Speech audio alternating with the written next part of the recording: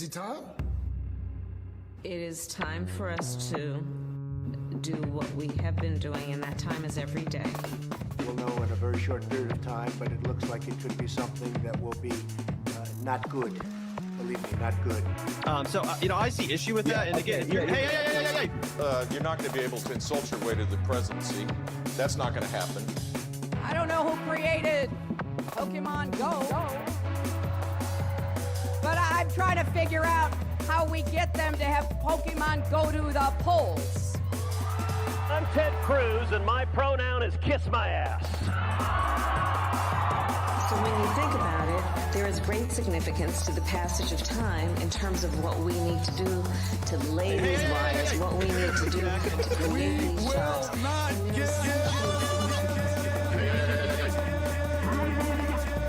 America is a nation that can be defined in a single word. I was going to Not good. Believe me, not good.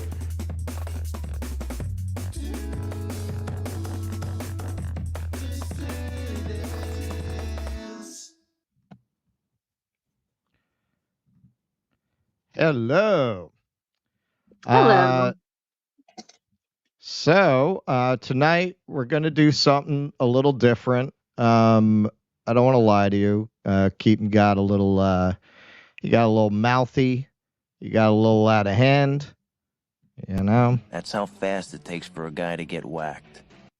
So we had to whack him. I never really liked his politics. I thought he was a little too right wing. He was a little too, he was like a closet libertarian, that guy. Yeah. Very opportunist, that Keaton. Very opportunist, he was like, I wouldn't call him PMC, but it's like you could tell that he wanted to go in that direction, I caught him reading Thomas Friedman once. No, Keaton had a family health issue that he had to take care of. So that's the reason why I'm filling in last minute. Be gentle. Yeah, go easy on Tucker. So how's it going there, Tucker? How's it going down great. in Arkansas? It's going great. We had this was like my first official really chilly day. So now I know winter's coming, and that's always a good thing in Arkansas because it's always so hot. So I'm glad. Winter is coming. Winter. Were you a Game of Thrones fan? Did you watch Game of Thrones? You did? I read all the books and I watched the series.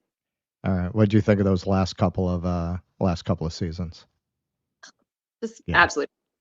absolute trash. Terrible. So sad. It was painful to get through. Yeah. And clearly R.R. Martin is going to die before he ever writes those last books. So Yes. that is the only ending we're likely to ever get. Yeah.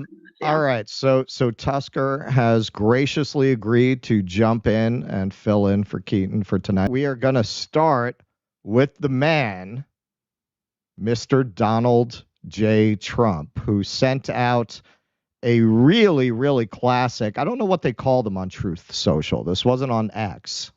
But he put out quite a Christmas message to the world. Merry Christmas to all, including crooked Joe Biden's only hope, deranged Jack Smith, the out-of-control lunatic who just hired outside attorneys fresh from the swamp. Unprecedented to help him with his poorly executed witch hunt against Trump and MAGA. I got to say, if you take an interest in serial killers, the way he's using his caps and the phrasing, it's a little Son of Sammy. Included also are world leaders, both good and bad, but none of which are as evil and, quote, sick. See, this is what I'm saying. That's very serial killer to put sick in quotes for no reason. It means something very profound to him. As the thugs we have inside our country who, with their open borders, inflation, again, all caps, Afghanistan surrender, Green New Scam, high taxes, no energy independence, woke military, Russia/Ukraine, Israel/Iran, all electric car lunacy, and so much more are looking to destroy our once great USA, all caps. May they rot in hell again, Merry Christmas. God bless him. All right. So what are your thoughts on that, Tusker? I think he's the funniest president we've ever had. And from that standpoint, there is just a certain amount of me that really misses him being in office. They say if you got a couple of drinks in Nixon, he would go around with popcorn over his genitals, and you'd reach him for the popcorn, and strange. But anyway, can you put that tweet back It was very popular in the secretarial pool. Or that truth. Can you put that truth back up? The Truth Social. Yeah, I don't know what we're calling it. It's not a tweet. It's the truth. It is the truth. The one thing that kind of strikes me is I don't really know his intention is the capitalizing the Trump and the MAGA thing. I know you're talking about like it's being kind of serial killer, but it almost seems like he's trying to like it just needed that little copyright C after it, like Trump movement, copyright, MAGA movement, copyright is almost how it felt to me. And I wonder if he is essentially making the connection that the prosecution of him is the prosecution of his supporters or his base. Well, of course. I mean that's how he's always played it. That's where his detractors are not entirely wrong that there are echoes of fascism's greatest hits in his demagoguery. He definitely falls back on a lot of that my victimhood is your victimhood tone that you so often associate with Hitler and Mussolini, these fascist dictators. So he's definitely playing on those grievances. It's the policies of the liberal class, as it was in Weimar Germany, that opened the door to this kind of an appeal. It's not that Trump is not.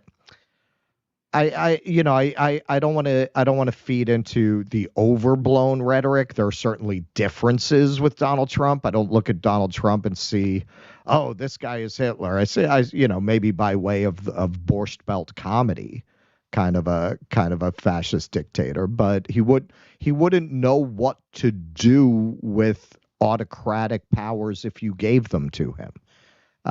That is why I've always said someone like Ron DeSantis, if you want to talk about somebody who has the potential to really set up an autocratic system, look to him, not Donald Trump. Well, I think in order to set up an autocratic system under our current form of government, you would have to have someone that was establishment in order so that they knew really how to work that system from the inside, which Trump does not, and which he showed with his presidency. Right. Having essentially like people like John Bolton, Mike Pompeo, just all these sort of military, these MIC kind of goons that wafted in and out of his, cabinet and just various positions in his government. So I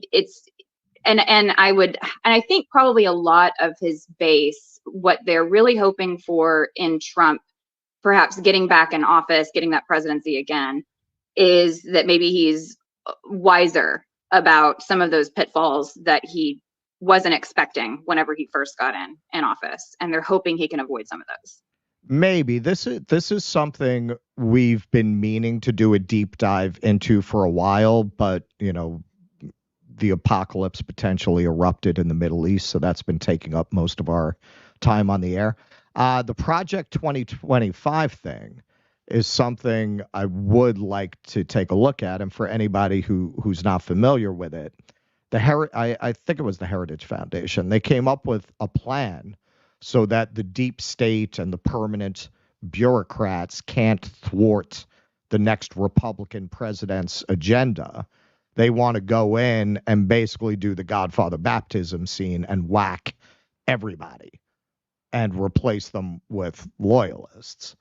Now, it's unclear if that's entirely legal. They're going with a unitary executive theory of the powers of the president, which is the theory they always want to go with when they're in power, not so much when they're not. You're going to hear a lot about this coming from the Democratic side. You probably already are, but they're really going to start harping on it once there's a nominee. But the question is Trump going to be as hampered as he was last time? And even if he isn't, it's not clear to me that he would know what to do with power anyway. He likes to go up and make jokes. You know, he likes the crowd. He likes to be adored. And one place you would not expect, that's a nice transition into our next segment. See, I learned from the best. I learned from Keaton. So someplace you would not expect people to be excited about Donald Trump, although I could have told you this from my experience campaigning for Bernie Sanders in Harlem, is the South Bronx, which is right across a very short bridge from Harlem. So Newsmax went out there, and yeah, I know it's Newsmax, but again, this does match my own experience that there is more support for Trump in these communities than you would expect. So we will go to the tape. New York City, there was a poll that came out that showed him within the single digit. All right, so this fella, I know you President have, Trump and I had been speaking. I know you have the impression there are no Republicans in New York. But there are actually some very Republican areas, like where I come from in Queens, as I've mentioned, it wasn't when I was growing up, but it's very Republican now. Staten Island is very red. If you don't know, it's one of the 5 boroughs. So this guy, Gavin Wax, is the head of the Young Republicans out there in the Bronx. And here he is talking about he's trying to get Trump to do a rally there. Trump and I had been speaking recently about, his prospects in New York City. There was a poll that came out that showed him within the single digits. So we talked a bit about that. I mentioned, the interviews you did on the street in the South Bronx, where there was a lot of support for President Trump. People were very excited about him. It was something that people hadn't really seen before. It was something new. It was something novel. Free my son, Trump! Free my son, Trump! He went and watched it after our gala. He shared an article commenting on your interviews, and I think it got him very excited. He kind of said, well, let's do a rally in the South Bronx. I said, sure, let's do it. If President Trump came here to the South Bronx, would you attend the rally? Of course, I would want to meet Trump. I want to shake his hand. He's the only president that I see that can ever make America great again. He's capable of doing that. I would love to go to a rally with Donald Trump come, because I'm a big Donald Trump supporter. And I will support him 100%. Oh, yeah, definitely we're going to show him love. We're going to show him a lot of love. And, like they do in other states. We definitely need to see Trump here. There's nothing but love for Donald Trump here in the South Bronx, the North Bronx, the East Bronx, and the West Bronx. So you tell me. We want Trump to come back. Please, bro. Biden, get out of here, bro. I would come to the rally and support Trump. Because the Bronx need a change, and we need somebody that's really going to help this community. I would definitely come to a Trump rally in the South Bronx. I like him. You do? Yes. Yes, I will come to a rally if President Trump was to come to the Bronx, and I also would bring other people to come too and support him. Would Joe Biden get a warm reception if he came to the Bronx? No, he wouldn't have. And I'll make sure of that.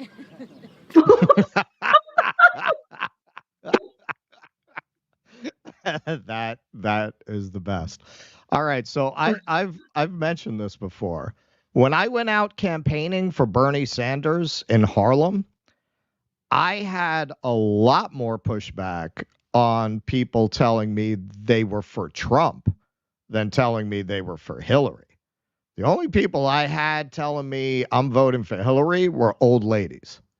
A lot of young men, a lot of the bodegas in New York these days are mostly run by Muslims.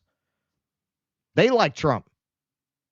So it was no surprise to me when you started to get numbers that indicated this, which shocked everybody because it's what I had seen on the ground. So actually, election results show support for Donald Trump grew in deep blue New York City. The presidential election results are finally certified in New York City, and while it's no surprise that Joe Biden dominated the vote in this Democratic bastion, the math also shows that Donald Trump grew his support here. This year, 22.6% of city ballots went to Trump on the Republican and conservative party lines. In 2016, 17.9% did. This year, 75.7% went to Biden on the Democratic and working families party lines. In 2016, 78.4% went to Hillary Clinton on the Democratic, working families, and women's equality party lines. Enthusiasm for Clinton 4 years ago was higher than it was for Biden this year, said City Councilman Joe Borelli, who is co-chair of the Trump campaign in New York. Quote, Donald Trump picked up more voters in different constituencies than we would expect. It wasn't just the embassy that moved to Jerusalem. I think a lot of Jews were moved from the Democratic Party to the Republican Party under Donald Trump, said Borelli. I mean, we're seeing that with Michael Rappaport, right? Also spokesman for the state GOP. Additionally, you see a lot of labor. You see a lot of daylight now between the members of labor organizations and where their leadership seems to go in terms of electoral politics. A New York One analysis shows that while Trump support stayed steady on Staten Island, which he won this year with 56.6%, it grew by a handful of points in each of the other 4 boroughs. The increase was steepest in the Bronx, 15.7% this year, and they're talking about 2020, versus 9.4% in 2016. Bronx Republican Party Chairman Michael Rendino said the party reached out beyond its traditional strongholds and found that working class parts of the borough rejected what he said was the Democrats' swing left. Quote, we've increased our voter registration 18% in 4 years, which is phenomenal. And that's just by voting to the people and speaking to them, Rendino said, adding of which demographics saw gains for Trump in the Bronx, Latino and Bengali communities. So that would surprise a lot of people from the outside. They get an impression of New York as being this uniformly blue city, and particularly, and this is something nationally, it shocked people that Trump, after all these years, 4 years of Trump's a racist, Trump's a racist, Trump's a racist, Trump's a racist, he performed better with people of color than any candidate since Nixon in 1960. And it just absolutely blew their minds. They never want to talk about this. So what are your thoughts, Tusker? Not being from the 5 boroughs here. I mean, I think that New York is much like the rest of the country.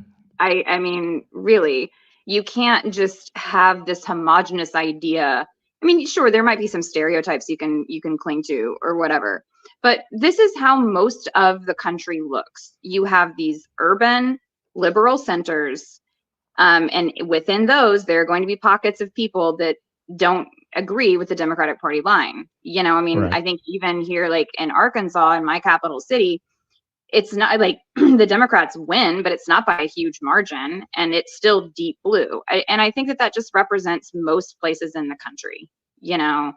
So I don't really think that it's all that unusual. It's sort of what I would just expect from any state, and I don't really think that New York is exceptional in that manner. Well, I saw it close up. I saw it happen, and I've talked about this on the show, not for a while. When I was coming up in Queens, everybody was a Democrat. You could not find a Republican with a search party. Like, they just did not exist. By the way, that last article was from December 2020, in case anyone's wondering. It's not from now. I saw firsthand how that changed. And it really changed with the New Democrats. When you started to get the wired workers, the PMCs, basically, when they took over the Democratic Party, working class people have never reacted well to those kind of people. They've always felt their condescension. So they've never related to them culturally. And the Democratic Party did nothing but go out of its way to reinforce that cultural contempt with economic policies that destroyed people's lives. You know, my best friend who passed a few years ago, he was a union painter. And I saw that transformation in him. He had a good union job. And the city, and this is under Democrats, the city got rid of all the union painters and then offered them their jobs back as contract work, as non-union labor. And so, you know, a lot of people say, well, what are the Republicans going to do for them? Nothing. But very often you hate a false friend even more. And something that article got into a little bit. Yeah, I've been saying this forever. part of the reason I get into these culture war things is because I'm from these neighborhoods. I understand how a lot of these things play to workers.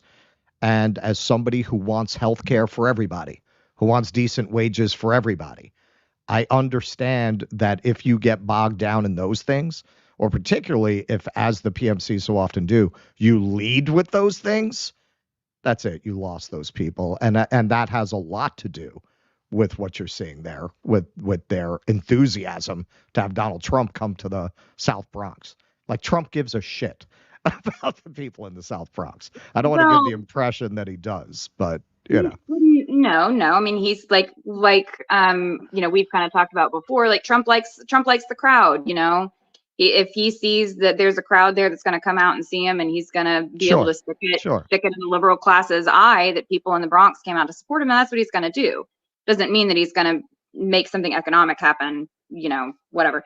But I mean, I guess the thing that I think is interesting about that is the establishment still doesn't understand that you really can't fool the people. You know, like, you really can't. Now, whenever we talked about the new Democrats and Clinton coming in and all that other type of stuff, that was whenever the Democrats made the concerted effort to move away from unions as their voting base. And they started taking more Wall Street money. And their policies reflected that. And you had people that, because they were still connected to the Democratic Party, you know, through like the civil rights movement, through unions, through all that other type of stuff, it's taken a little bit of time, because most of the time people are just going to stick with what they know. They go, oh, okay, that was a couple bad years for Democrats. They didn't do everything I wanted. I'm still going to hang on. But after all of the fundamental assaults that the Democratic Party has, you know, made on the working class in the United States, they're not going to be able to hold on to them. You know, you're talking about the things that Clinton did, deregulating Wall Street, which led to the 2008 financial crash. You're talking about people losing their homes. You're talking about millennials being, you know, just much worse off than their parents and not really having much of the upward mobility, student loan debt going out the window, all of the wars, and just, you know, spending all of our blood and treasure on bullshit. Yeah, people, you're not going to keep them. And as long as there's no one up there that's really offering a plan for the working class people that they can really get behind, then you're going to keep getting candidates like Trump that, you know, they just like it because it makes liberals mad. Well, that's it. And that's what our politics have come down to. You got two parties that are doing nothing for anybody, but you have one party that doesn't go out of its way to show absolute contempt for working people. And so at that point, that's enough. That's enough to swing a certain number of people over to them, even though really, I mean, what did Trump do for working people? Nothing. And he's very unlikely to do so in the future, but at least he's not spitting in their face. At least he goes up and does a funny Rodney Dangerfield act. You know, he seems like a man of the people. He certainly is not. But he's able to play himself. If my president isn't able to give me any type of material gains, then I will take a comedy routine. You'll take it. That's it. Instead of watching Joe Biden amble around and we have to pretend that he is a functional person. I mean, that's a puppet show. I'd rather see a comedy routine as a working class person. Tusker does not get that, but some of you do. All right, so let's give a shout out to Jake in the booth, who is handling a lot without Keaton here. And there is our patron scroll. Thank you to everyone who subscribed. Tip job. Tip job is out. Tip job is what you used to get on 42nd Street before they cleaned it up. But the tip jar is out here. We will be doing Rumble Rants. We will be doing Super Chats. And those of you who, want to ask deep questions about the proletariat versus the owner class, we have Tusker here to field all of your questions. She's recruiting tonight for her party, and they are happy to have you. She is a one-woman cell for the revolution. That's what they call her at work. The cell for the revolution. Yeah. Um, Amongst so- other things. amongst other things. Did you have to open anyone up today or anything? No, today? not today. It's still pretty quiet at the hospital just because the Christmas stuff, like all the holidays. People try their damnedest not to go to the hospital in the holidays. We'll start to see an influx of people that have delayed their medical conditions after the new year. Really? And they're sicker than they'll be sicker Yeah, I than guess that makes sense. Mm, You don't want to miss the big family gathering. right. All right, so look at all of the All of it. patrons that we got. This is why we're able to add a fourth stream. My gig has been extended. I will be hosting for Jimmy from January 8th to the 22nd, as I found out live on the show yesterday. I found that out in real time. All right, so we are going to go to the super chats. So let's see what we got here. All right, so Patrick Donahue, always first. Always. Netanyahu just personifies evil. Maybe next crap be a hedgehog? Okay. Yeah, I think he's saying may his next crap be. May his next crap be. See, you're sharp. You're good. I got you, Patrick. Thank you, Patrick. All right, so we have here Don in the Outback 1. Hopefully the first super chat of the day. No, I think Patrick beat you. He's always there. But you can always try again next time. Busy working, so can't listen much. Hashtag Free Palestine and fuck. Hashtag Dementia Joe and Vicky Newland and Blinky. Okay. We got a new member here. Shout out, BB Baby. Hey, baby, I've seen you in the chat. Is that Netanyahu? I didn't think Netanyahu watched the show. No, it's his son in Florida. It's a different baby? It's a different baby? Yeah. All right. Cool Blue. Dems, you can fool some of the people all of the time. You can fool all of the people some of the time. You cannot fool all of the people all of the time. Did you come up with that? That sounds familiar. Is that? That sounds familiar, but it's still true, yours? regardless of if it's Cool Blues or someone else's. It is still true. All right. So do we have Rumble rants there to throw up on the screen, Jake? All right. Joe Mama 42, $4. Holla for $1. Give me schmata rap or give me death. I mean, we usually reserve that for the store. We usually don't throw that up unless we have the store. I'll give you a little.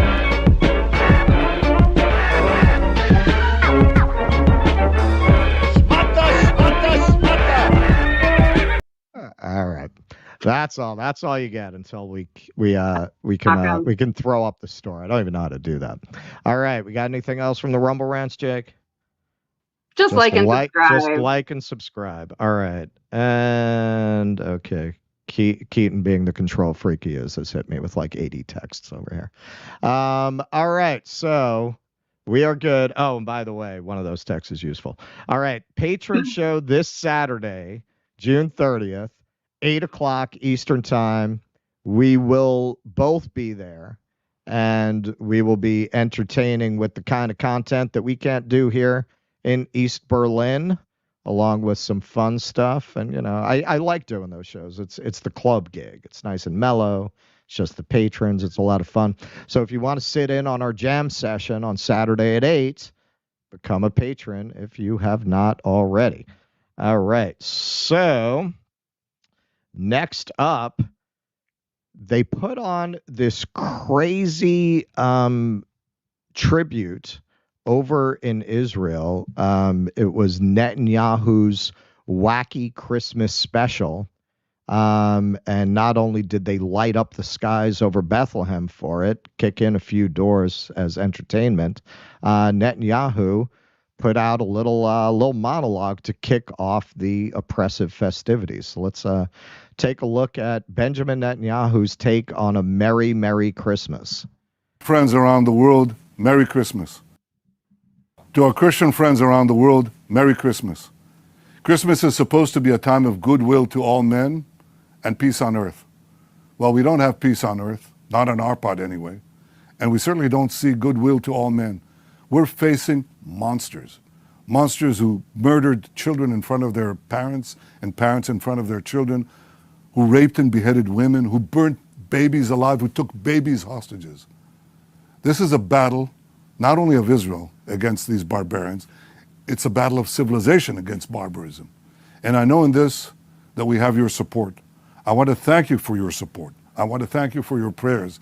And I want to assure you that as we stand together, we will also prevail. We shall win this war and secure our common values and our common future. Thank you. Have a holly jolly Christmas. It's the most wonderful time of year. Is that how the next part goes? Yeah. Didn't you used to sing for Jesus? Didn't you sing for Jesus at one point? Yes, I did sing in my church band when I was a wee child. And they didn't have you do Holly Jolly Christmas? No, they didn't have us do Holly Jolly Christmas. Oh, well, that's why Jesus hasn't come back yet. I was known for my amazing grace. Well, sorry. Maybe is that what I need? Do I need to go to Israel and sing Holly Jolly Christmas? Will that look? Netanyahu, I mean, he's talking about we're facing monsters. No, I'm sorry. The Palestinians are facing monsters. You, Netanyahu, you're the monster. Sorry, I mean, what else do you say to that? This is supposed to be a time of peace. Yeah, it is supposed to be a time of peace. Have you thought about taking the day off? That is what is just incredible about this. And this is what I was saying about this on Jimmy's show yesterday. Only a nation that has been able to commit genocide and ethnic cleansing with absolute silence from the media and without any retaliation from the U.S., which continues to supply it with money and weapons. Only with that kind of just absolute freedom to act would you think that making a video like this is appropriate. Like, you have to just be getting absolutely no pushback on anything you do to go up there in the middle of this world historic atrocity that you're committing on a daily basis and speak as if the Christian world is with you. Nobody is with you. The vast majority of people of every religion, every faith, every nation, every part of the world is against Israel. Everyone can see what's happening here. It is not anti-Semitism. It's pro-humanity and just basic human decency. They committed actions against the Palestinians in the West Bank, not where Hamas is, in the West Bank on Christmas, where Bethlehem is on Christmas. And you go up there and you talk about facing monsters. He did everything but throw out the Amalek thing again, which, for anyone who doesn't know, he made a speech invoking the Amalek, which is mentioned in the Bible as this barbaric race of people that must be wiped out. That must be completely wiped out. Kill every single man, woman, and child in the quest to wipe out Amalek. So it's not just the military-aged men. It specifically is a call for the eradication of an ethnic group at the time. That kind of thing comes up quite a lot in the Bible. I did take the time to read it, and I always promise I'll do this on a patron show eventually. After I read the Bible, I decided the book of Joshua was the best one to use if you want to argue with religious people about the Bible, because, God gave you this land. There's just one problem. There are people there. Okay. So God tells them to go commit a 7-nation genocide against the people who are already there on the land that was promised. Hey, it's yours. It's just, you have to clear these people out. Yeah. There's a bit of debris covering it. You just got to sweep that up before you can really get on that land and take it over. It's a pretty sick story, and it's pretty revealing if you dig down into the book of Joshua, because I feel the Bible, I don't think there's a controversial view. It's a mix of history and mythology. Some of what they're talking about is based in actual historical events, which they mythologize through the lens of their religion. But with the book of Joshua, they got a little too honest about what actually happened. And it's very revealing of what the kind of theocratic state they were running was really about, because they lose a battle and they have to come up with a reason, right? Because if God is on your side, there's got to be a reason. So they told them not to take the clothes. They told them not to take the raiment in the King James Version. But hey, human nature being what it is, I'm sure whenever they went and raided people, people took the clothes on the side. You know, they just hid it, right? You can sell it at the next market or whatever. I'm sure people did. So what they come up with to explain why they lost the battle is somebody took the clothes, which you know is a good bet, right? So if you go through everybody's stuff, eventually you're going to find some poor schmuck. So they find a poor schmuck and they kill him, they kill his wife, they kill his children, they kill his livestock. But okay, the first time they send a smaller force to meet a larger force, believing that, God is on their side, right? So if you really believe it was the clothes, next time you would send back the same number of people, right? Maybe send back less people, right? Because now you've placated God. This is what I mean. They accidentally told the truth. They send back an overwhelming force the next time, and then they win. So you look at the book of Joshua, it is just not hard to dig into the subtext and see what actually happened there and the way they put all of this mythology on top of it. Now, if somebody's going to base the actions of a modern state on what you see in the Old Testament, well, that's how you get Gaza, because certainly Gaza is consistent with a lot of the logic of the book of Joshua and other stories that you see in the Old Testament. Moving right along. Now that we've had Bible school, that was my Sunday school lecture for the day. Russ's take on the Old Testament and the book of Joshua. Yeah. All right. So, the Egyptians have floated a plan to end the Israel-Hamas war and create a transitional Palestinian government. Now, something you will hear a lot from Zionists, and it is a lie, is that Israel has constantly tried to make peace and tried to make another state, and they reject it over and over and over again. That is a complete distortion and misrepresentation of the history of the region and of the Palestinians. And this is destined to be yet another example. So it bears taking a look at it before the Israelis just reject it out of hand, which they are sure to do. Egypt has put forward an ambitious initial proposal to end the Israel-Hamas war with a ceasefire, a phased hostage release, and the creation of a Palestinian government of experts who would administer the Gaza Strip and occupied West Bank, a senior Egyptian official and a European diplomat said Monday. The proposal, worked out with the Gulf nation of Qatar, has been presented to Israel, the United States, and European governments, but still appeared preliminary. It falls short of Israel's professed goal of outright crushing Hamas and would appear not to meet Israel's insistence on keeping military control over Gaza for an extended period after the war. Israel's war cabinet, including Prime Minister Benjamin Netanyahu, will meet later Monday, discuss the hostage situation, among other topics, an Israeli official said, but would not say if they would discuss the Egyptian proposal. The official spoke on condition of anonymity because they were not authorized to speak to the media. Word of the proposal comes after 3 bloody days across Gaza before Christmas Day, in which Israeli airstrikes killed dozens of Palestinians at a time, and 17 troops were killed in ground fighting in the north, center, and south of the territory. It calls for an initial ceasefire of up to 2 weeks, during which Palestinian militants would free 40 to 50 hostages, among them women, the sick, and the elderly, in return for the release of 120 to 150 Palestinians from Israeli prisons, the Egyptian official said. He spoke on condition of anonymity to discuss the ongoing talks.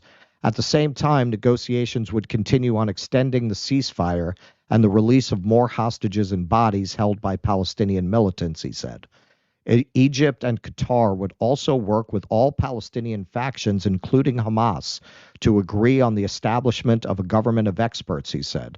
The government would rule Gaza and the West Bank for a transitional period as Palestinian factions settle their disputes and agree on a roadmap to hold presidential and parliamentary elections, he added. In the meantime, Israel and Hamas would continue to negotiate a comprehensive all-for-all deal, he said. This would include the release of all remaining hostages in return for all Palestinian prisoners in Israel, as well as the Israeli military's withdrawal from Gaza and the Palestinian militants' halting of rocket attacks into Israel. Close to 8,000 Palestinians are held by Israel on security-related charges or convictions, according to Palestinian figures. Egyptian officials discussed the outline of the proposal with Ismail Haniyeh, a Qatar-based, I'm sure I murdered that, but I did my best, the Qatar-based political leader of Hamas, who visited Cairo next week. They plan to discuss it with the leader of the Islamic Jihad group, Ziad al-Nakhala, who arrived in Cairo on Sunday, the official said. The militant group, which also took part in the October 7th attack, said it was prepared to consider releasing hostages only after fighting ends. A Western diplomat said they are aware of Egypt's proposal, but the diplomat who demanded anonymity to discuss the matter doubts that Netanyahu and his hawkish government would accept the entire proposal. The diplomat gave no further details. Oh, you don't think he's going to accept that proposal, you think? Not in its entirety. He's not going to accept any part of that proposal. I rarely agree with Western diplomats, but in this case I do. I don't think that Israel is at all prepared to accept that deal.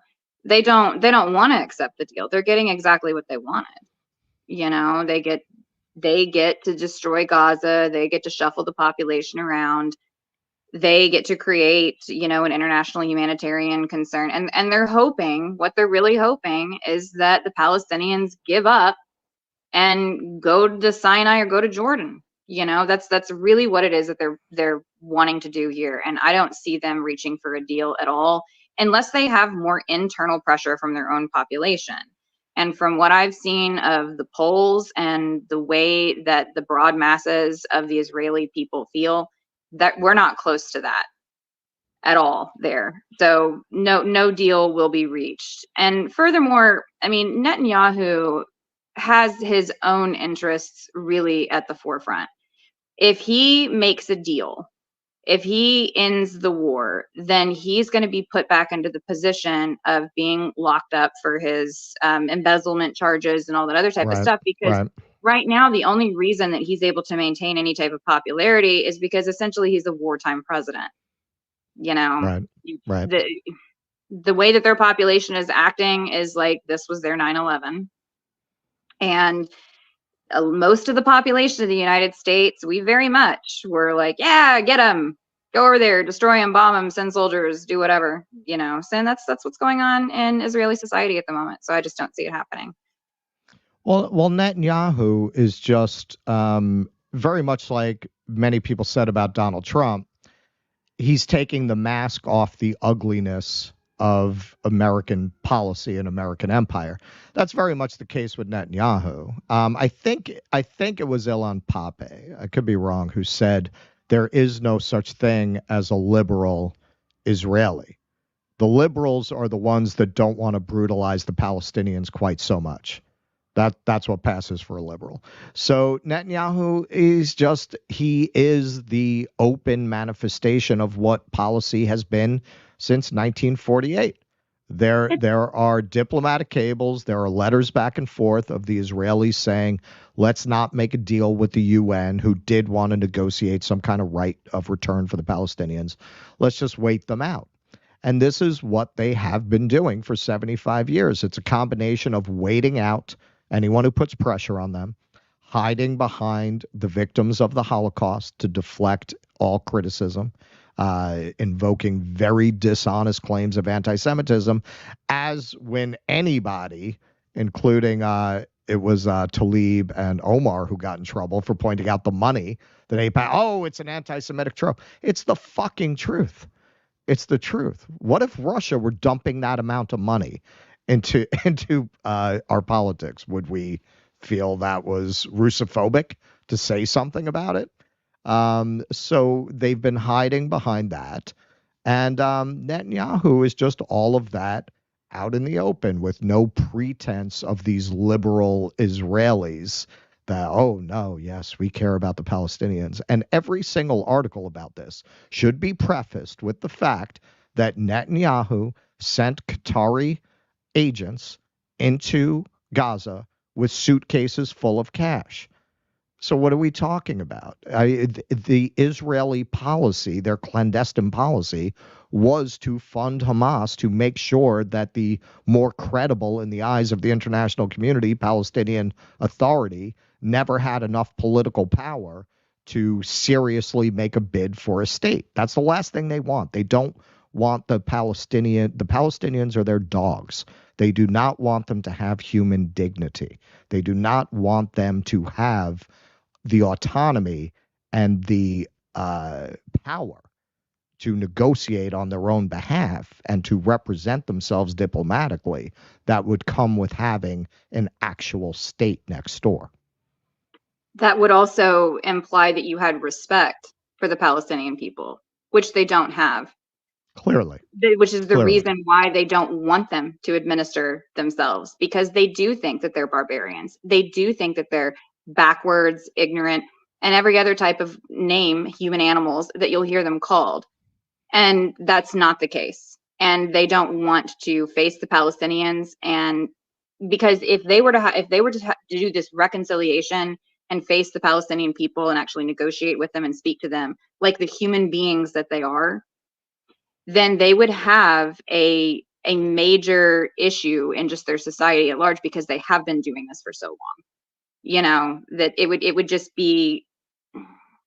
collapse all of the mythos around it, and they can't have that. That's the reason why they do all the propaganda. It's the reason why they do all that. Well, because they have to maintain their power. Well, they have to be able to read a public opinion poll. They know that most of the world is against them here. And you attack on Christmas. You attack Bethlehem on Christmas. I mean, if that is not go get your fucking shine box to the entire planet, what is? So just giving you guys a little cheerful end of the year show. We want to go into the end of the year. Usher in the new year. No, I could not believe that they did not take the day off. You know, I mean, on Christmas. They have it's been years. They don't have to act like a decent nation. They don't have to. Well, they've got the biggest bully in the world backing them, funding them. It's a mutually beneficial relationship. We get our aircraft carrier and our Western hegemony, and they get their ethno state. And what's a couple million of Palestinians for that amount of power and control?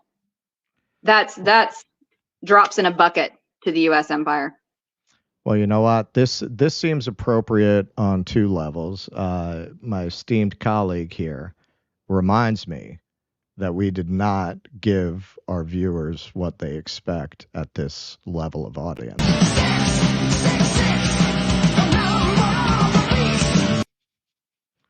Oh, look, man, you got a lot of hair to do that with. You were born to headbang, Tucker. All right, so let's go to Super Chats. All right, so we've got Sam here. Marianne Williamson said she'd run outside DNC if they treated her unfairly. Now she goes around explicitly saying it's all unfair. So where is the break from DNC? Did she ever explicitly say that? I don't think she did. I think did she specifically say if she was treated unfairly, she would run outside the DNC? No. She said if she felt like they were treating her unfairly. Not if they were treating her unfairly. She's not doing the break at the moment because she wants to be a part of the Democratic Party. She doesn't want to break from the Democratic Party. So in her estimation, they're not treating her too unfairly. it's unfair, but not enough. She doesn't feel that it's reached the level of unfairness yet. So she's going to not break from the DNC, which I expected. I mean, she's a lifer. Yeah. She's a professional may, managerial class Democratic politician. maybe if they send a couple of pizzas that she didn't order to her house, that could be the final straw for her. I say maybe in the DNC they put a copy of her book under every seat. Yeah, they should. They should. Those people need some spiritual guidance. She was always full of shit. In the end, we said this from the beginning, even before all this stuff came out about her staff, which, was kind of what turned it from a strategic conversation to a personal dislike for Marianne Williamson. We said from the beginning she would never do anything that's going to get her disinvited from parties in Beverly Hills. She will not do that. She is not going to Sarandon herself. She is not going to do the kind of thing that's going to get her ejected from polite society in Los Angeles. That is where her line is, and that's a very low bar. If I had spent that much money on sleek pantsuits, I wouldn't want to leave the DNC either. Where else would I go? Well, maybe that's coming. Maybe that's coming. All right, John Locke. My clean swag for protests Etsy site has been blowing up lately, so I'm sharing the wealth. Nice. Clean emblazoned pink plushy hats coming next week. Or do you mean pussy hats?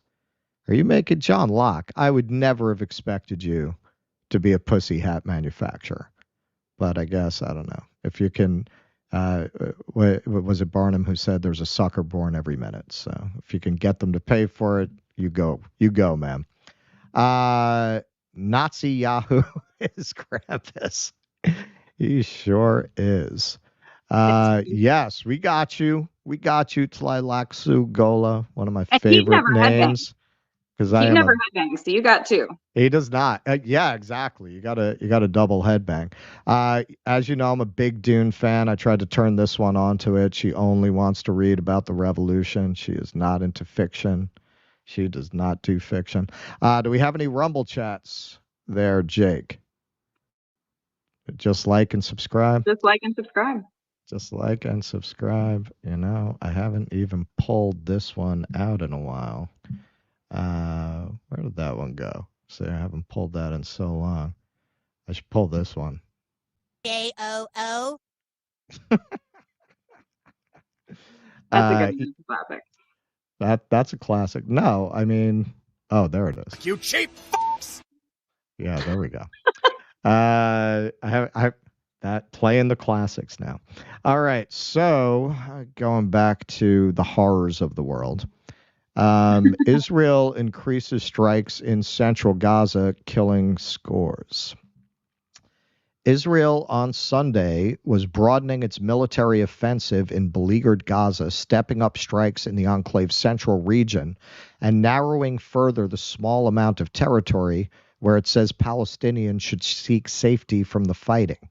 The Israel Defense Forces struck at least 3 areas in central Gaza on Saturday and Sunday, including the Barej and Maghazi refugee camps, as well as the city of Deir al-Balah, where on Friday it had urged residents to flee.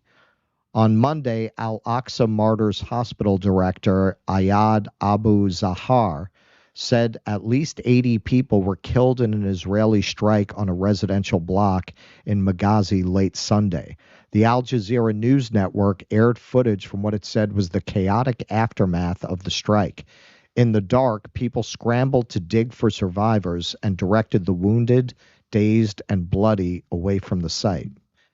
The IDF said in a statement that it had received reports of an incident in the Maghazi camp and was reviewing the incident. This is what, this is what they always say. When they commit an atrocity that's so over the line that it makes Jake Tapper wince. Yes, that is not how we normally do things.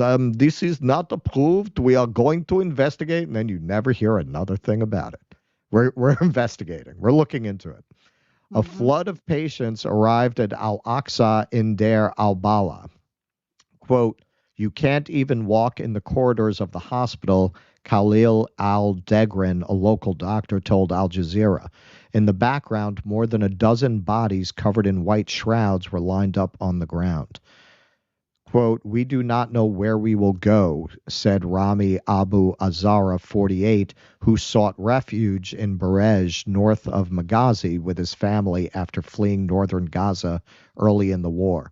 Quote, "All the shelter centers in the central regions are crowded, and our fate will be on the street."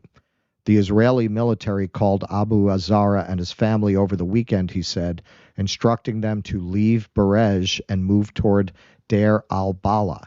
Quote, "We took refuge here thinking that these places were safe," he said, "but the truth is that death stalks us from everywhere."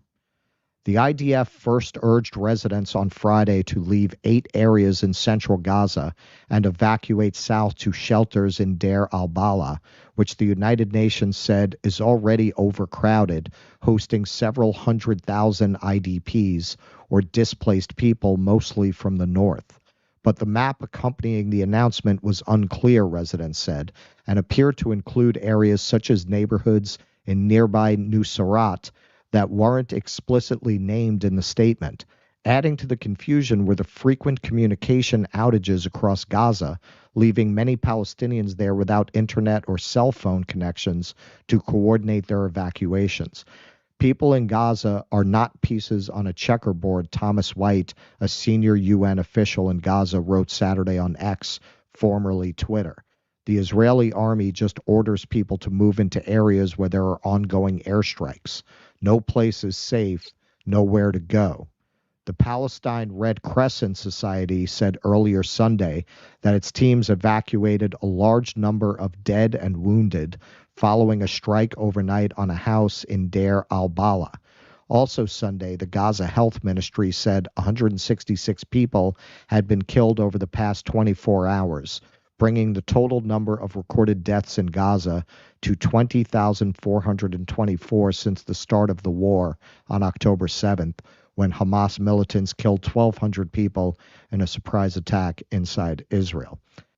This is a kind of horror that we have not seen since Yugoslavia. Really. I mean, that's the last thing I can think of where you saw this scale of human suffering and tragedy. And this whole thing that they put out that, no, we tell them where to go. We give them a map. It's crazy. That's no, you crazy. see, it's fun. We let them play musical chairs. We let them play musical chairs in Gaza. If you don't get to the right spot, you get bombed. And hey, sometimes if you even get to the right spot, we'll bomb you anyway just for fun. They got 2 chairs at once, not one.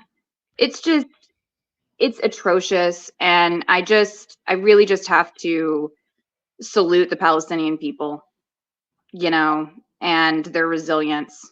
And I can't do anything but just keep them in my thoughts, and keep talking about the situation, keep showing this type of news. There's really nothing else that we can do, because all of the powers that be are just this.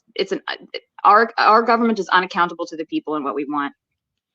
The Israeli government would also be that way, but it's just so happens that most of the Israeli people are kind of with their government at the moment. But yeah, well, I mean, they're always with their government. That was the point. I believe it was Pape was making. There's no such thing really as a liberal Israeli. And in the end, it's just a question of degrees. I get this. I mean, of course, I know some people who are pro-Israel. At best, they send me things that are very both-sidism kind of things. Like what passes for liberal among Zionists that I know is, this is terrible that they're killing each other. Who's killing who here?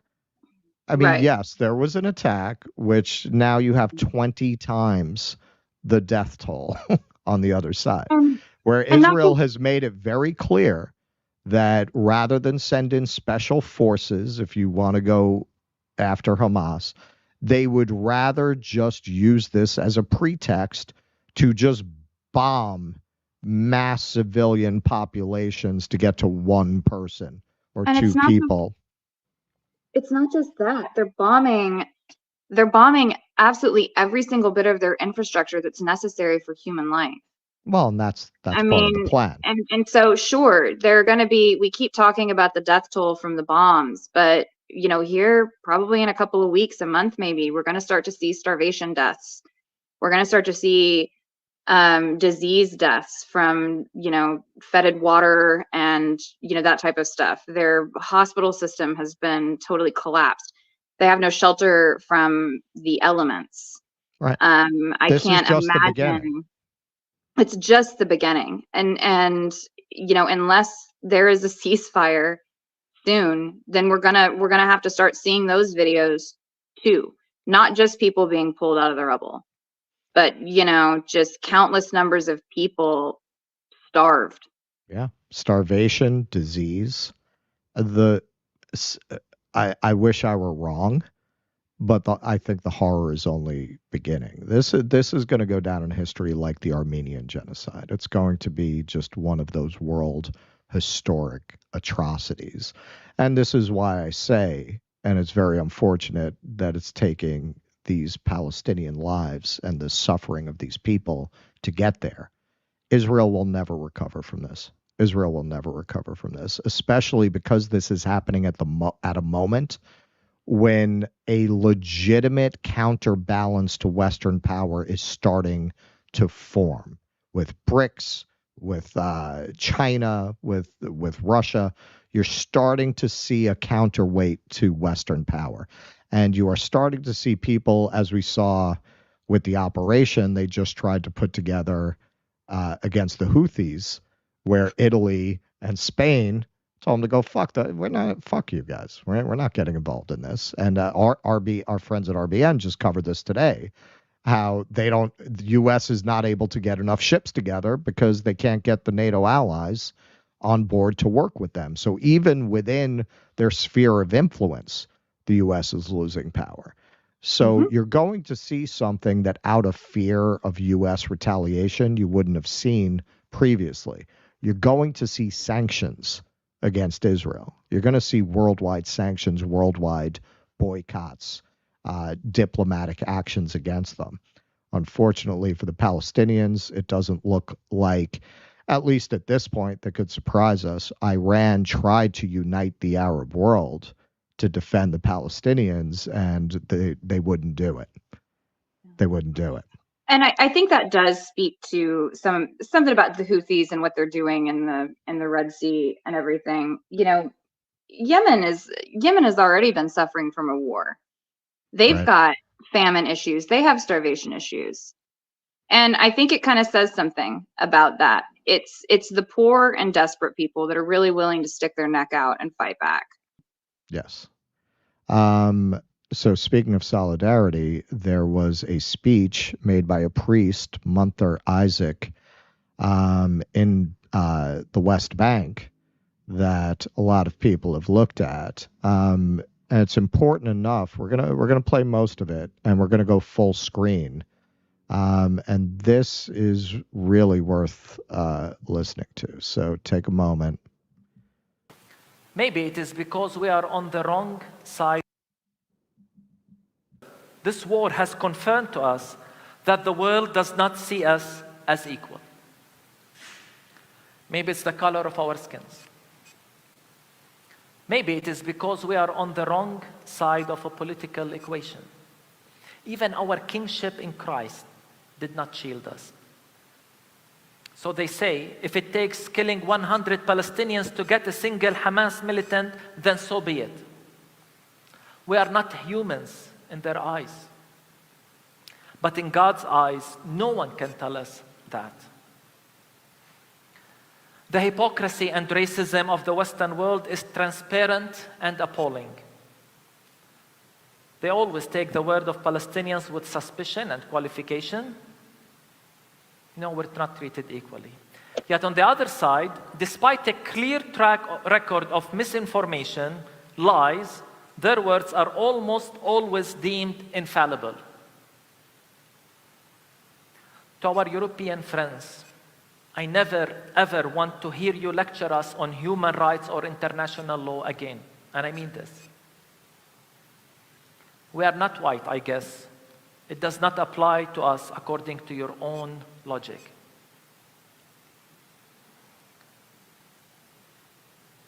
In this war, the many Christians in the Western world made sure the empire has the theology needed. It is that self-defense, we were told. And I continue to ask, how is the killing of 9,000 children self-defense? How is the displacement of 1.9 million Palestinians self-defense? In the shadow of the empire, they turned the colonizer into the victim and the colonized into the aggressor. Have we forgotten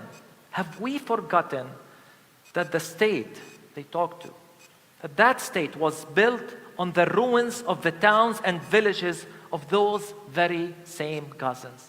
Have they forgot that? We are outraged by the complicity of the church. Let it be clear, friends. Silence is complicity. And empty calls for peace without a ceasefire and end to occupation, and the shallow words of empathy without direct action, all under the banner of complicity. So here is my message. Gaza today has become the moral compass of the world. Gaza was hell before October 7th, and the world was silent.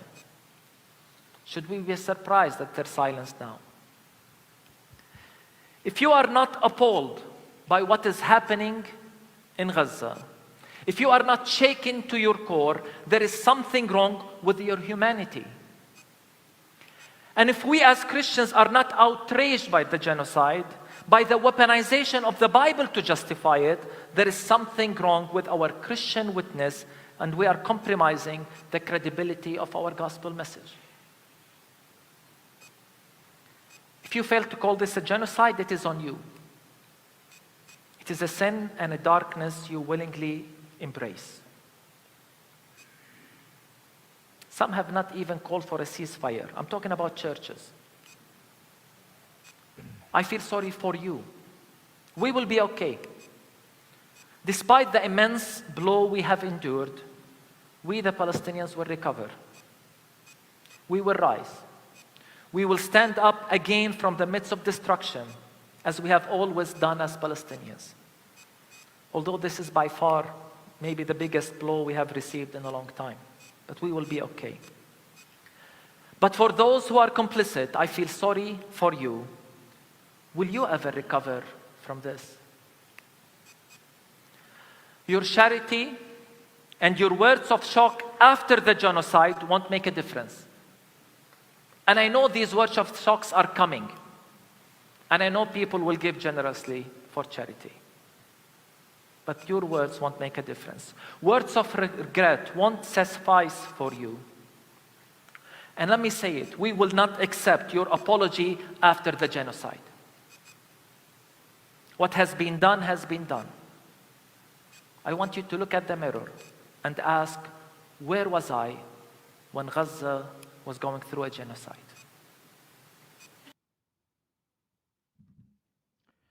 So, Yeah. see, this is why we brought you in, because me and Keaton, we don't cry. We need a human being. His church is the Evangelical Lutheran Christmas Church in Bethlehem. We covered this the other day. If you've seen that nativity scene in the rubble, that's the church that had it. Now, not only was that speech incredibly powerful, but it's also a repudiation of this caricature of the Muslim world that we've been fed, because you might notice he's a Christian living in the West Bank. He has a church there. There are Christians there. In spite of what psychopaths like Juliana Margulies would have you believe, you don't just walk in there and have people chop your head off.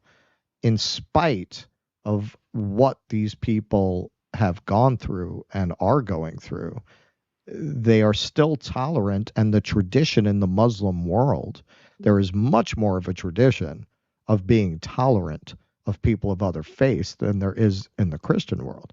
I saw somebody going off about what Muslims did, making Jews and Christians pay a special tax. Okay, so what exactly were they doing to Jews in Europe contemporaneously with that time? The Inquisition, the pogroms? Like, what are you talking about? I mean, that is how much they will distort the vision of the Muslim world. You know, it's this very Hollywood bad guy vision of what the Muslim world is. But if it's really that, what is he doing there, right? Aren't they supposed to be beating him and refusing to allow him to practice his religion there?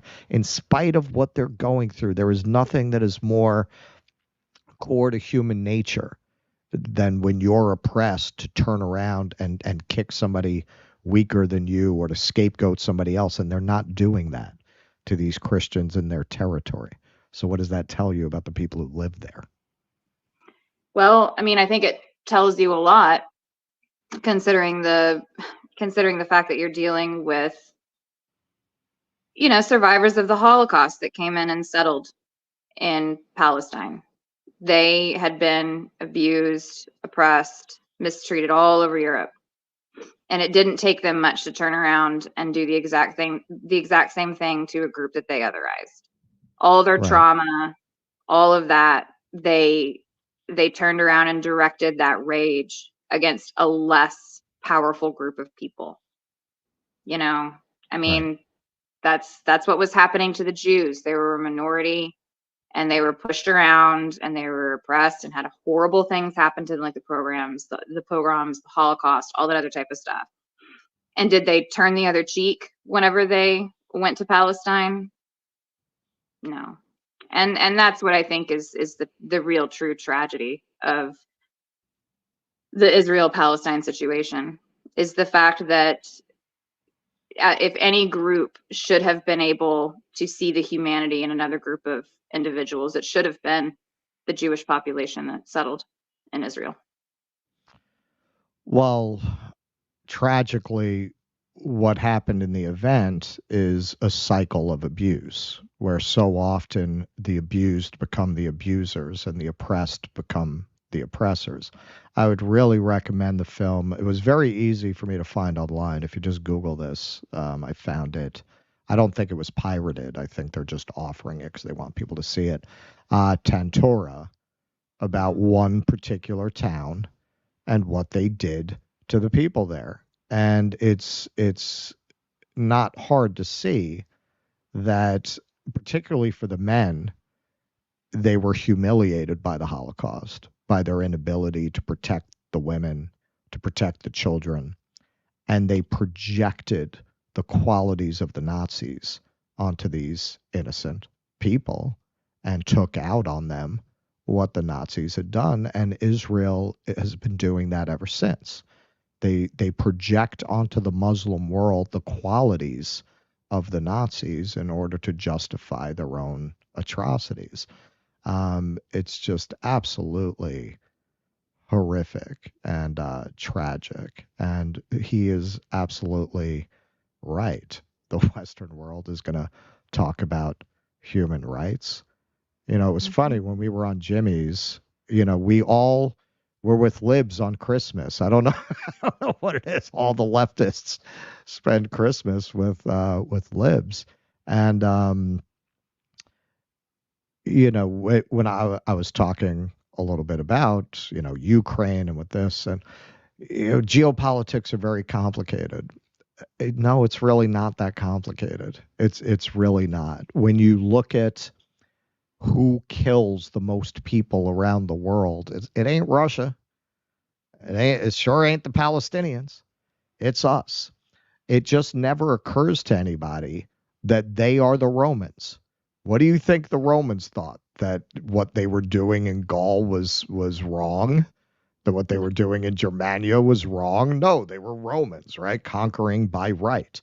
And it's very difficult for anybody, particularly for liberals, to see that they're susceptible to that kind of brainwashing and that they have that kind of warped perspective that you have when you're from the bosom of the empire and you see everything from the empire's perspective. Right. And you just can't possibly put yourself in the shoes of another group of people and think to yourself, if I was suffering what they suffered, what would my reaction be? Well, it's like people in prison, which is literally what the Gazans are. They're people in prison. You know, what do you do? That's going to make you hard. And if you look at the horrors these people are experiencing, these are horrors that very few people alive today in the West can even conceive of. Civilians, people who have never served in the military, these are horrors that the Western world has not seen for generations. They can't even imagine scenes like what was described in that article of people just laying dead in the background while they're doing an interview. The average American, if they experienced anything like what the Gazans are experiencing, their minds would shatter like an eggshell. So amazing sermon. And I hope they see peace next year this time. Same here. All right. So let's go to the super chats before we get to our final segment. Little lighter stuff. Yes, finally. Kevin Spacey did a little sit down with Tucker, but first we will go to the super chats. All right. So, Sam, I think Locke's chat was about Durst saying clean. What did he say again? It was clean, pussy hats, and his Etsy store. Oh, I see. All right. Well, okay. That's my bad if I didn't catch all of the nuances of his chat because it was a big one. Yeah, and I also just wanted to address a couple of people in the chat. Whenever I was using the term Houthi, quite a few people in the chat were saying something about, well, that's kind of more of a Western term. And one of the reasons why I was not, I know like the name of it, but I wasn't sure how to pronounce it. It's Ansarallah, I think, and they were saying that's probably the better way to, I just wasn't sure I was going to say it right. So I stuck with the thing that I could pronounce. But yes, I hear you. I do know that is their actual name. Fair enough. All right, Britsman. If you can't handle me at my not good, you don't deserve me at my hey. Congrats at beating Vanguard on YouTube. I know we can't. Well, now for the next 100 people that sign up to Patreon, you're going to get our Vanguard trilogy box set. All of our takedowns of the Vanguard autographed. And we'll even throw in a bonus DVD of every time I talked about fucking Zach's mom. It's a full 30 minutes of content available for $19.99 on the Schmata store. Schmata. No, seriously, we can't fuck with those guys now. It's punching down. We can't do it anymore. Now we got to leave them alone. I mean, I already started to feel bad for them because as soon as the world got serious, their views collapsed because they can't. They're not smart enough to handle the kinds of stories that are coming up now. Because they're high school spitball commentary. That's all they are. Right. And in the midst of Armageddon, in the midst of a genocide, nobody wants to watch who said what about who on YouTube. Like it's, that's for lighter moments than what we're living in right now. But thank you, Britsman. Derek P. There's never been a kingdom given to so much bloodshed as that of Christ. I think the cons would disagree. I think the cons would disagree. I think the Mongols were prone to that level of bloodshed. I will say that the Muslim empires get a bad rap because, of course, we get it through the Western perspective. The Muslim empires, for their age, were relatively humane compared to their neighbors in Europe, which is not to say humane. I've talked about this. The longest lasting slave trade in the world was the Arab slave trade, which went from the 7th century all the way to the 1960s. and part of their practice was to castrate all the men. So there was that.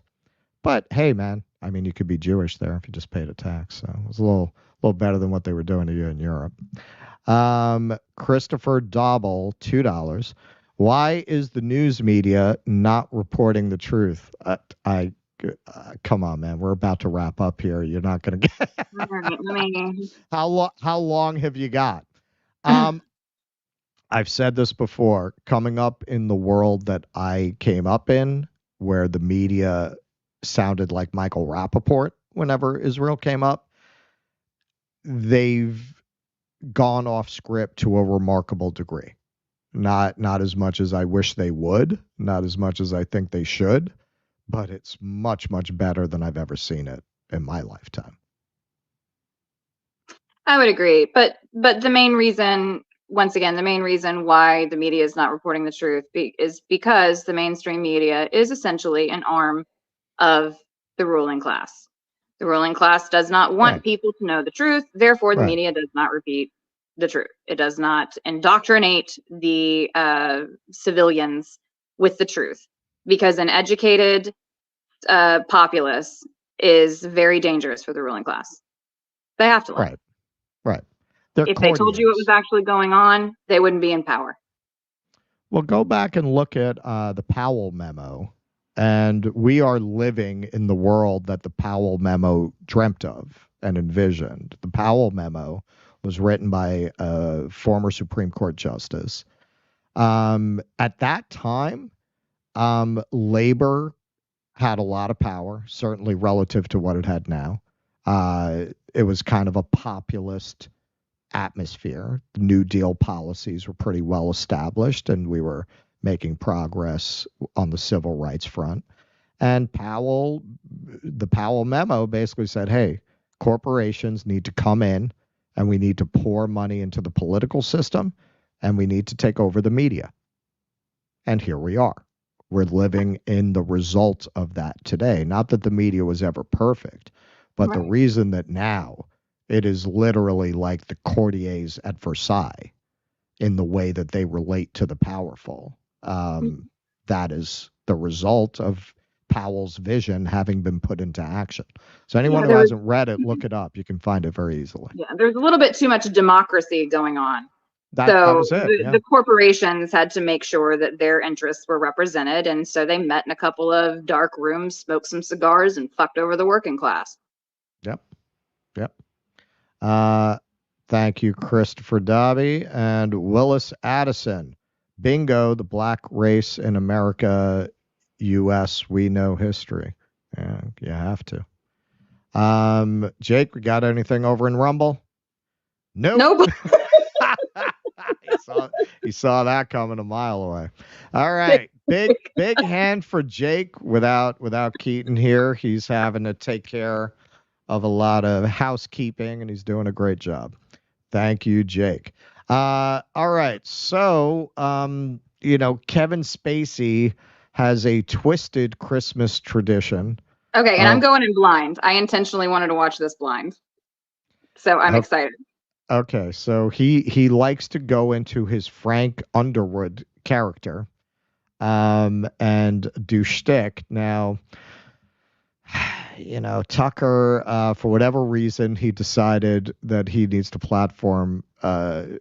Spacey. And I'll say this is part of the problem with like the anti-woke stuff. No, man, he's not a culture war hero. He's a fucking degenerate. Okay. So, and I will talk more about that as we go on. I have personal stories. No, he didn't grab my dick and nothing like that, but I've heard things. All right. So let's take a look at this segment. Anyone in this country with 350 million people. 2024 has not even begun yet. And it does seem like the presidential race is effectively frozen in place, if not over. We know who the candidates are. It's too late for another to get in. Some have already dropped out. But is it too late? Is there anyone in this country of 350 million people who could jump in at this late date and re-scramble the calculus of electoral politics? Well, there may be, someone. And in fact, you already know him. You know his face. And the question is, will he get in this cycle? And that's my question for you. Well, that's really a decision for the people, Tucker. It's What a not something that weirdo. I really think about or want to do. And Merry Christmas to you, too. But I've always believed that nothing should be off the table in life or in art. I think we could both agree that we need to get some adults back in the room. So if that means taking on the chief executive role, well, that's a sacrifice I'm willing to make for this great nation. Adults in the room. I love it. I could see it as a bumper sticker. Is that your campaign slogan? Well, that's not a bad idea. Look, I think first our country needs to stop apologizing and stiffen up. I mean, look, we got so many people running around with so many different issues like gun control, important issue. But let's be honest. The truth is, more people are killed by online trolls every day. That may be true, actually, but then they're protected by the First Amendment. They can say whatever they want. You believe in the First Amendment, I assume. Of course I do. Look, people spewing ridiculous ideas is nothing new, and they should always have that right. But the problem is, somewhere along the way, we started listening. And we should remember the salient words of Benjamin Franklin, who said, "Do not believe anything of what you hear and only half of what you see." And he wasn't telling people to stop talking. He was telling us to stop listening. So let's stop blaming bots and college kids and start telling leaders what leadership really means. I love it. But how do you do that? Well, this country is mired in so much contradiction and confusion. We don't even know how we can help anyone anymore because we can't agree who needs help. I mean, what doesn't come with a trigger warning these days? I mean, Tucker, we are far too close to having a beanbag chair in the Oval Office. We coddle to everybody. Okay, you think you're a rabbit, that's fine. But let me tell you something. You sure as hell aren't going to see someone walking through my White House in bunny ears and a tail unless it's Easter. He really leaned into the anti-woke. Yeah, he really did. I mean, I'm generally against the trigger warning thing, but for some reason, I think that one needed one. What a weird fucking guy. Like, you have all of these sexual assaults and harassment allegations, and you decide, like, every Christmas and every so often he's dropped other videos in character as Frank Underwood. Like, what are you trying to do? I mean, clearly he's trying to troll Netflix. Something he mentions in this video, I didn't even know this. Some people might know this. So the Netflix sound, the dun dun, in that sound is him as Frank Underwood. I think they closed out season 1 with that. He knocks his ring on the table. That's in there. That's part of that sound drop. Because they really first started to build recognition for their original programming with that show. So they incorporated it into their soundscape. I think most of the audience is aware, but just for anyone that's not, he essentially went on Tucker's show playing his politician character from House of Cards. From Frank House of Underwood, Cards. Yes. who is kind of a loose representation of sort of like the Clintons. They had like this power couple marriage, and they're both kind of played by Robin Wright, is kind of the cold fish Hillary Clinton. Right, very, very unemotional. Like their scenes are very sterile with each other because it's just a marriage of convenience and power politicking. So yeah, I mean, I don't know what the state. And also Tucker Carlson's. I felt like he did better with the acting bit than Kevin Spacey did, and he's like, "Oh, really? I can do that." Well, wish Keaton was here to do as Tucker. Well, you know what really struck me watching it. Reagan did as well as he did because he was an actor. There were some really interesting montages that some people put together that showed Reagan doing TV commercials for products in the 60s and intercut it with his speeches as president.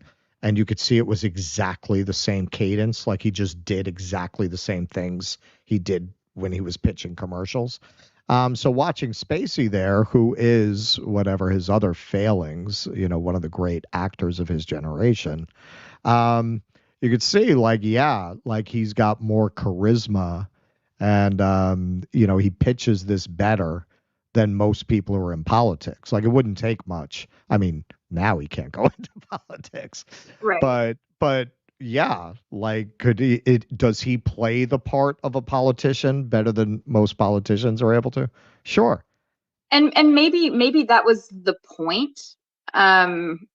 Maybe that was just kind of the point, like, just to get an actor up there and talk like a politician, like, hey guys, you're like, these people are lying to you. They're just selling you a bunch of spin and stuff. I feel like maybe he could have gotten more away with it if it hadn't been for some of the creepy camera cuts. Where it was and clearly for a anyone who doesn't planned know, thing, that was part of the style of the show. He's referring to the show. I mean, part of it is a fuck you to Netflix. Yeah. Right. I'm gonna just keep playing this character. You can't copyright that. I'm just gonna keep playing it. I'm gonna keep referencing this show. But now this was really Keaton's bone to pick, but I will pick it for him. So Spacey is very close friends with Bill Clinton.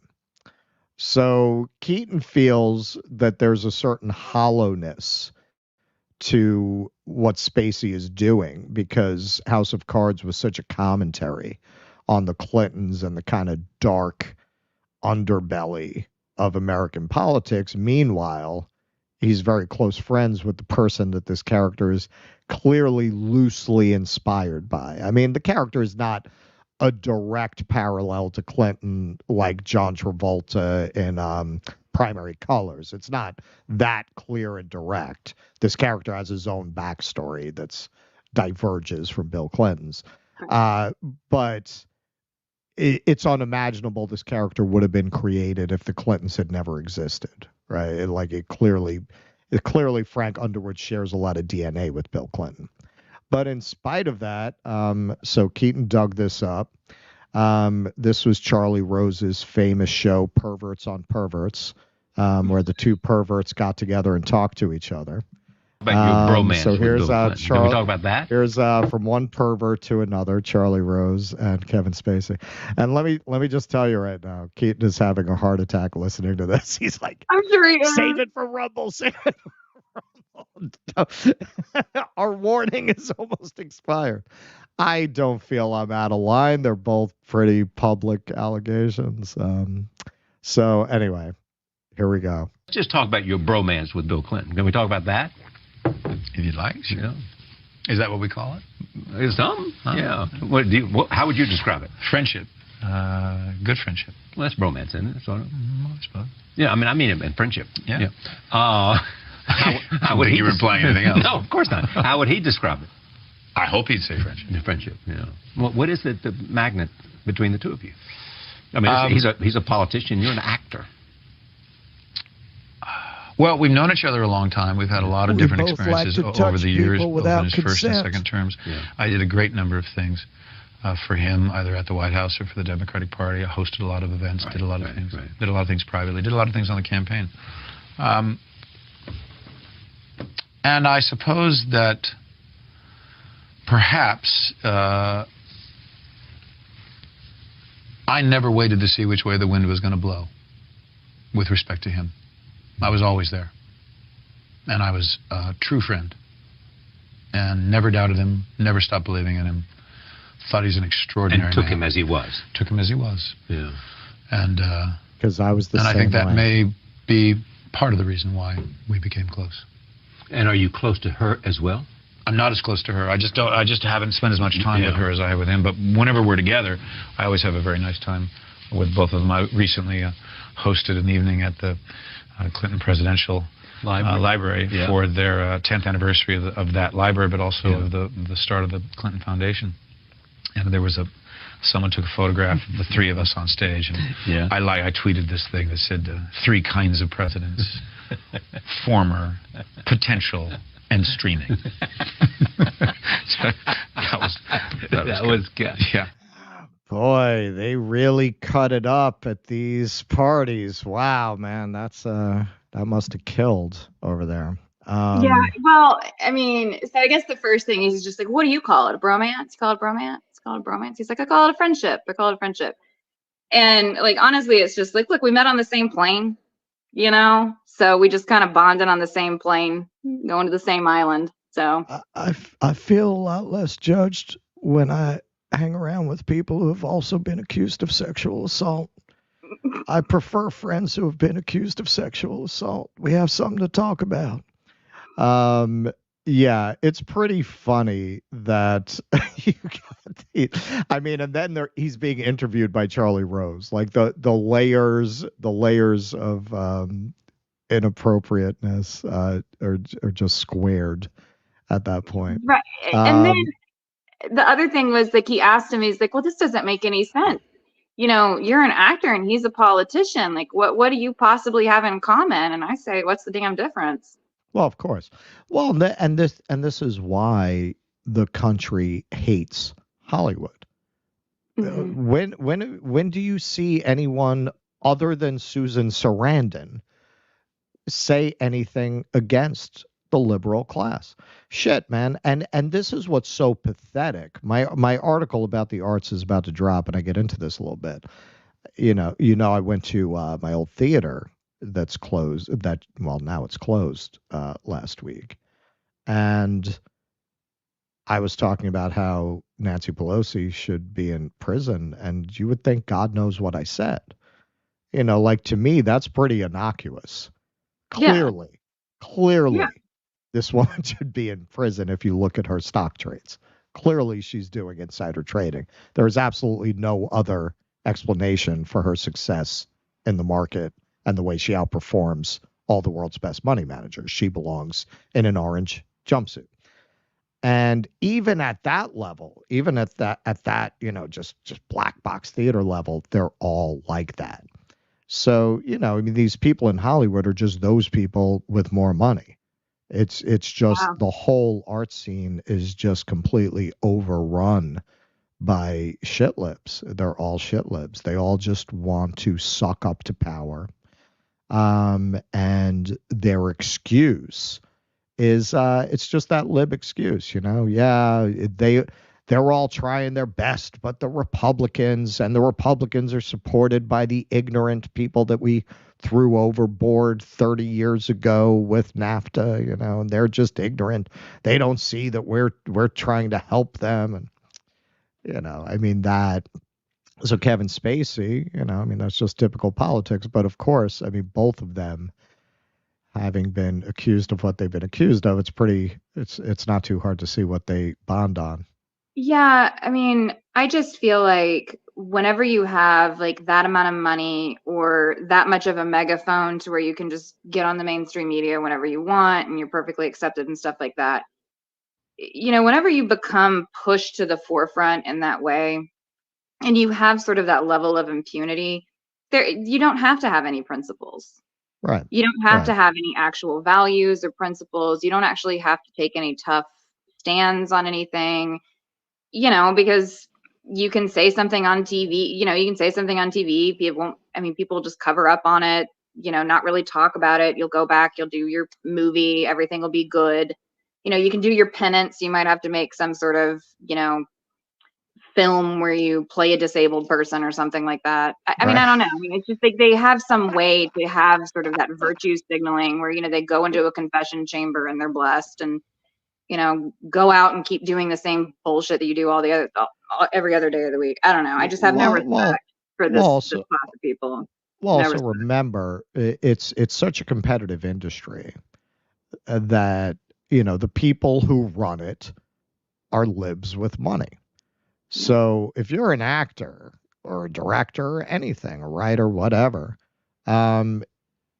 you are highly incentivized to think the way they think and to speak the way that they speak, because nobody likes to live at odds with themselves. Nobody wants to think one thing and have to outwardly present another. So I think a lot of people just wind up, if you want to be in that industry, you convince yourself that this is right, which is easy to do. It's a much easier path, right? Then you get to be in with the cool kids. You get to be in with the upper class. And if you insulate yourself, as these people do, and you only surround yourself with other people who have all drunk the Kool-Aid, you're not going to get any pushback. You're not going to get challenged on it. You know, No, maybe some, you're gonna ask what designer made your dress. right. It's just it's vapidity, Right. you know, and this is It's a what ruling class. It's a ruling class clique. right. And it sometimes it can be a little bit, you know, I know like you were kind of teasing me a little bit earlier about like, no, she doesn't read fiction, she just blah blah blah. It's like, well, yeah, I mean, I do kind of have a like a concerted effort to not take in sort of that cultural programming that, you know, I feel like so many people line up, and I get it, like people are working and, you know, they want to just take some time off and not really think about things, but it's just all layered in there. All the propaganda is just pumped in through all of those liberal shows, you know, everything has that bent to it. But that Hollywood is a form of propaganda, and you know, people just need to realize that. It can be. It can be. Yeah, sure. It depends on what you're looking at. Although, I mean, what you have coming out now, you know, what you're saying, I think is a big part of why it's collapsing. That's a Mhm. big part of why nobody wants to see these movies anymore, because it's all from one political perspective, and it's a political perspective that doesn't really address the problems that people are having now. You know, No. in my article, I talk about how in the 30s, these artists went to they became Marxists. You know, you had these writers like Clifford Odets and Arthur Miller who were trying to represent the struggles of working people and common people and what they go through, which was revolutionary for theater at that time. They only wrote about really like upper class people up until then, except in like lower forms. And today's artists, it's really tragic, because at a moment of economic dislocation, at a moment of great social strife, where we need artists to form paradigms and to describe this world to people, they have nothing but contempt for the working class. They have nothing to say to the working class. They have nothing to say you wouldn't hear on Joy Reid.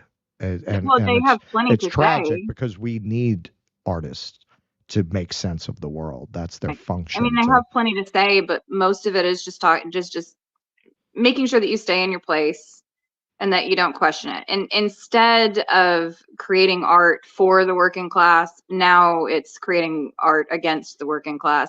And always there are exceptions.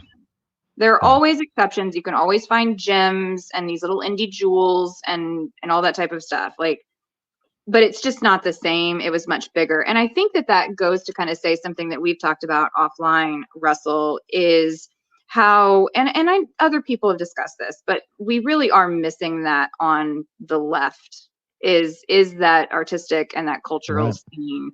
There have been a couple, like Means TV, that little company, they kind of tried to do that. They kind of tried to create leftist like cartoons and, you know, shows and, you know, stuff like that. And it's a subscription-based model stuff, but it's also heavily infused with a lot of PMC ideology in there as well. You know, so it didn't really ever take off, but that it's been discussed on the left, but it is an important thing. I think it's existed in almost every revolutionary movement that I can think of. Of course. Well, that's what's so disconcerting, that it doesn't exist here. I mean, me and Jose have talked about getting together and doing something here. So I am considering doing a political theater festival leading into the election. So if I did that, I would probably work with Jose on it. So we will see. We will see. All right. You know, I mean, that's just an encouragement to your audience wherever you are. Hey, get involved in like a local art scene, you know. Try to get involved in something local. One good thing about theater is, even if the playwrights now, or maybe the people who are writing this kind of work, are not being heard, that's the nice thing about soliciting originals. You would be surprised what's out there that nobody else has taken a look at. But hey, man, with theater, we get to go back to the past. You can go back and you can produce those plays from artists that were more class conscious. And maybe that's where you have to start. And get back to the people who did do those things and work forward from there. All right, let's go to Super Chats. Let's see what we got. All right, Jamal. Thank you for the $5. Mainstream media bows down to the Rothschilds. I don't know about all that.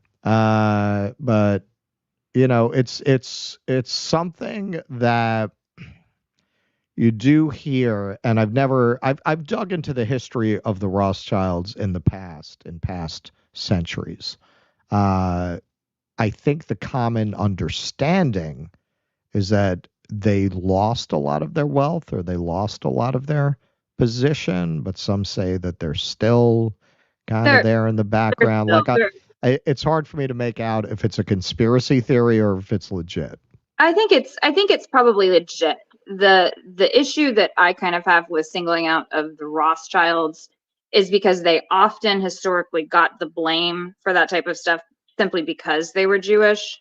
Well, that's what I'm saying. And that's not like there were many other like families with immense amounts of wealth, like the Rockefellers, the Carnegies, exactly, all of those magnates. So I typically, whenever I am making a point like that, is I typically try to stick with the Rockefeller or the Carnegies just to avoid the anti-Semitism potential label that you get whenever you use Rothschild as the example. Yeah, see, we're like the only show on the air that could discuss this without that accusation. Heather Johnson, $4.99. Reformed lifelong Republican who drank the Kool-Aid for a very long time. Thank you for pulling me out of the abyss. Oh, see? Aww. If you just reach one person, it's all worth it. Hi, Heather. Also, love Tusker. Well, I love you, Heather. So glad you found your dissonance. So do we all. Iron Man, $1.99. Love your show's insight. Well, you just wait. The night is young. The night is young. Come to the Q&A. Come to the Q&A. It's okay. So Keaton had to go get his, I think it's okay for me to say this. He had to go get his wife from the hospital. So it's going to be me and Tusker doing the Q&A. So, hey, man, you people who have questions about communism, socialism, now is your big opportunity to ask somebody who knows a lot more about that than I do. All right, worst skill. Kevin Spacey never went to Epstein's Island. Got to give him that. I don't think they were serving his flavor. I don't think that was his flavor on Epstein's Island. I don't think that was what he was interested in. Epstein's Island is also safe and effective. It's a fine place. It's a legitimate business place. Safe and effective. Kuznetsky Bazin. Wow. All right. $4.99. I've lost several woke friends who couldn't even discuss the truth. They love their safe bubble. Let me tell you, man, when I drop that arts article, the people who are left from that scene who still talk to me are going to drop off pretty fast. Yeah, man. Like a lot of people I used to work with in the arts, they think like, I went to the dark side of the force or something because they're all fucking libs, which is sad. Except for the ones who write me DMs thanking me for saying what they can't because they're still in the scene and they're going to get like destroyed if they do. I'm going to tell a story about Kevin Spacey, which look, the one time I didn't listen to Keaton, we got a warning. So he told me not to tell this story over here. I don't think it's that crazy a story, but I'll tell it over in West Berlin when we go over for the Q&A. I will tell my Kevin Spacey story. Don't get too excited. Like it's not that big a deal, but ever since Keaton warned me about that video and we got a warning, I never argue with him about those That's things. the point. It's so, you have to be so careful because you never know. Yeah, you just never know. And even like what you would consider the most benign story ever, like Keaton has his little spidey senses out there. And he's proven you right in the past. So That's it. He's proven himself with the warning that we got when I didn't. Why break from precedence now? All right, we got anything over in the Rumble rants, Jake? Robin to $1. R.I.P. Tommy Smothers. Yes. The Smothers Brothers was a very politically radical show for its day. That was, I believe, where Goldie Hawn actually came out. Oh, really? Interesting. She was like 18 when she was on that show. She was the dumb blonde. Like basically, she was the dumb blob, like hippie girl, dancing around in the bikini, basically. Obviously, she's We much need to get smarter one of than what those they for the played. show. We did. Well, I'll talk to you offline. Well, I'm not blonde.